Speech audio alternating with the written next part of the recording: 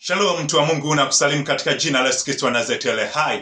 Basi leo mtu wa Mungu, leo nataka nitafakari na wewe, kudiscuss na wewe juu ya namna ya kuomba, juu namna ya masuala ya mfungo. Kumbe kila maombi au kila mfungo unaweza ukayapa majina au unaweza ukatoa majina kulingana na uhitaji wa maombi hayo, kulingana na uhitaji wa mfungo huo. Mfano mzuri, labda upo katika maombi ya kupata kibali. Unaweza ukasimamia kitabu cha Esther. Esther alivyokuwa akiomba kibali kwa ajili ya kuonana na mfalme. Vile vile unaweza ukasimama, kwa mfano hautaki kuabudu sanamu, hautaki kuabudu vitu vya kishetani, unaweza ukasimamia mfungo wa Danieli, na hayo maombi ukaita maombi ya Danieli, ambapo Danieli alikataa kusujudia zile sanamu. Vile vile alikataa kula chakula cha ufalme, na akawa anaomba siku 3 au akiwa anaomba mara 3 kwa siku, asubuhi, mchana na jioni. Vile katika maombi ya kukutoa sehemu moja kwenda sehemu nyingine. Let's say labda umefanya kazi sehemu fulani na unataka kuondoka, hivyo haikupasi kuondoka hivi. Unaweza ukasimama katika maombi ya Yakobo. Yakobo alivyoenda kufanya kazi kwa mjomba wake Labani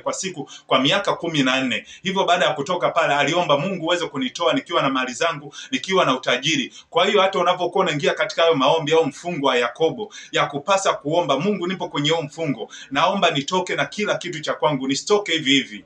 Vile vile ukitaka kuingia katika maombi ya kuweza kupata kibali kingine, unaweza ukaomba maombi ya Yesu kisimani. Maombi ya Yesu kisimani ni yale Yesu alivyoingia saa 6 mchana kisimani na akakutana yule mama Msamaria, hivyo na akampa mahitaji yake. Baada ya kumpa mahitaji yake, yule mama aliweza kufanikiwa. Hivyo haya maombi yanaweza yakaombwa saa 6 mchana. Kila siku saa 6 mchana unaweza ukasimama na kuweza kuomba, mtu wa Mungu. Basi mtu wa Mungu, nakusina na kwambia dumu katika maombi, maana maombi ndio kila kitu. Maombi yanakuvusha, maombi yanakutakasa. Shalom, shalom mtu wa Mungu.